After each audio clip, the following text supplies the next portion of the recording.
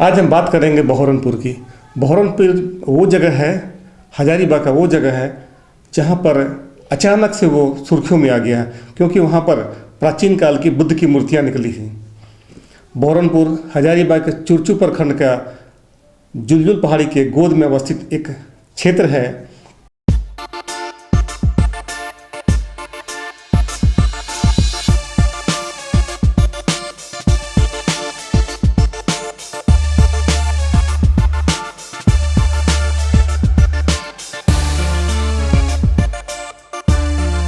जो वहाँ पर पुरातत्विक अधिकारी हैं जो उत्खनन कर रहे हैं, उनका कहना है, उनका मानना है कि यहाँ जो बुद्ध की मूर्तियाँ निकल रही हैं वो पाल काल के समय की हैं, अर्थात 9वीं शताब्दी से लेकर 12वीं शताब्दी के बीच की हैं।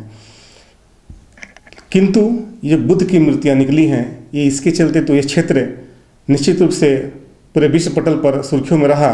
किंतु इसके कुछ ही दिनों के बाद यहाँ की मूर्तियाँ अभी चोरी होने के खबर भी आ रहे हैं। लगभग 12 मूर्तियां निकली हैं और मालूम चला है कि 2 मूर्तियां उनमें से चोरी हो गई हैं। एमबीएन की टीम भी वहां पर गई हुई थी। 3 मार्च को एमबीएन की टीम वहां गई थी। वहां पर उस वक्त 7 मूर्तियां थीं और 7 मूर्तियां के साथ में वैसे स्थल भी थे जैसे लगता था कि वो बुद्ध विहार एक बहुत बड़ा क्षेत्र है बुद्ध विहार का। और वहाँ के जो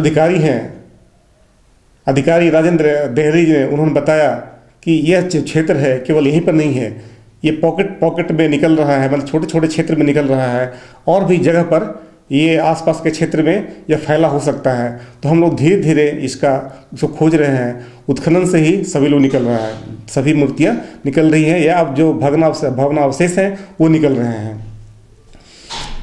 मैं आपको इसलिए ये जानकारी दे रहा हूँ कि अभी वर्तमान में 20 तारीख को 20 मार्च को जो घटना घटी वहाँ पर 20 मार्च की रात को वहाँ पर 2 मूर्तियाँ गायब हो गई। हालांकि वहाँ पर सुरक्षा प्रहरी लगातार 24 घंटा लगे रहे थे, इसके बावजूद 2 मूर्तियाँ कैसे चोरी हुई इसका अभी तक पता नहीं चल पाया। हालांकि जिस दिन हम लोग गए हुए थे, जिस दिन एमबीएन की टीम गई हुई थी, वहाँ के प्रशासनिक अधिकारी, वहाँ के जो डीसी हैं, उपायुक्त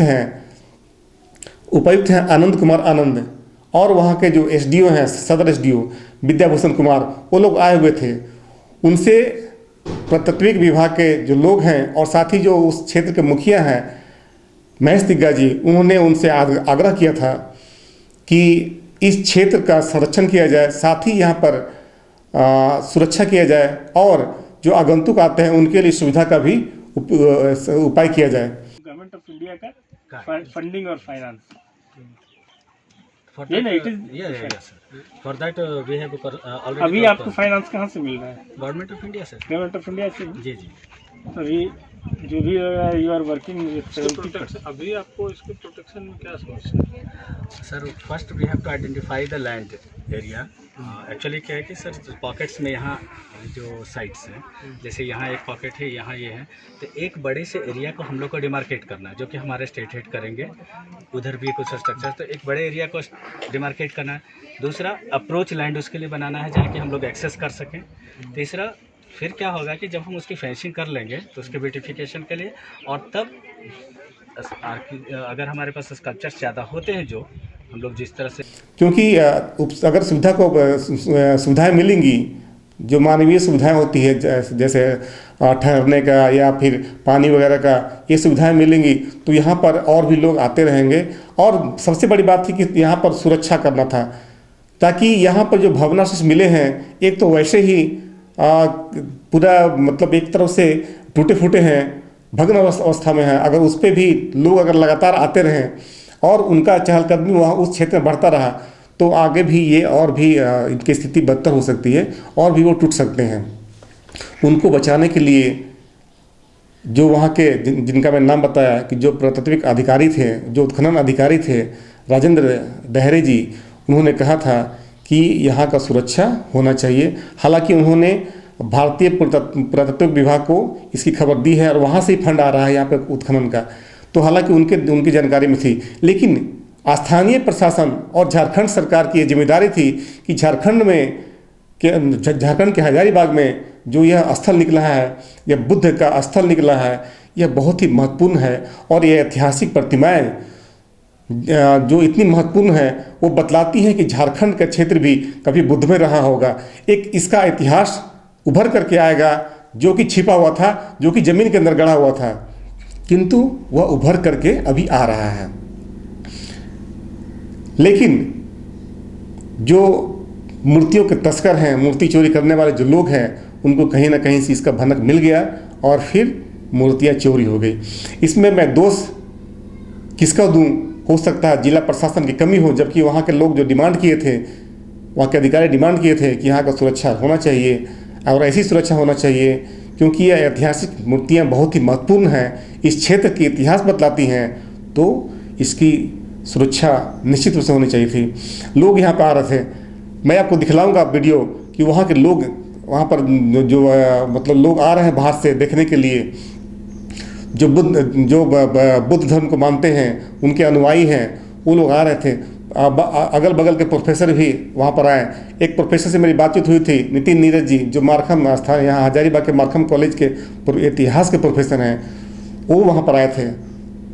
उन्होंने भी बताया, प्रोफेसर नितिन नीरज जी ने भी बताया कि ये जो मूर्तियाँ निकली हैं यह पाल काल की हैं और इनका जो मूर्तियाँ हैं वो उनको मूर्तियों की विशेषता के रूप में उन्होंने बताया कि इस पर एक विशेष पॉलिश की गई है, जिसके चलते ये मूर्तियाँ चमकदार दिख रही हैं। और साथ ही उन्होंने एक बताया कि ये मूर्तियाँ एकाश्म पत्थर की, यानी एक पत्थर को पहाड़ के चट्टानों से काट करके उसमें उसको तराशा गया है, इसलिए यह मूर्तियाँ बहुत ही विशेष हो जाती हैं।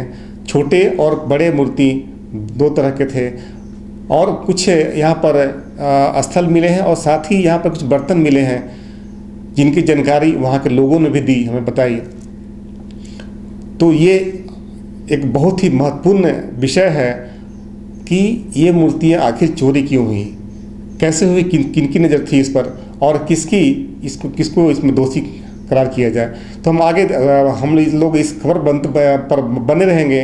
हम लोग देखते हैं कि सरकार का क्या कदम है, इसकी सुरक्षा को लेकर क्या कदम उठाती है, और साथ ही हम ये भी देखेंगे कि आगे और क्या क्या यहाँ पर से प्राप्त होता है, क्योंकि यह बहुत ही महत्वपूर्ण विषय है, महत्वपूर्ण स्थल हो गया है अभी के समय में। झारखंड में यह दूसरी जगह है जहाँ पर बुद्ध की मूर्तियाँ प्राप्त हुई है और झारखंड बुद्ध से संबंधित क्षेत्र बनता जा रहा है।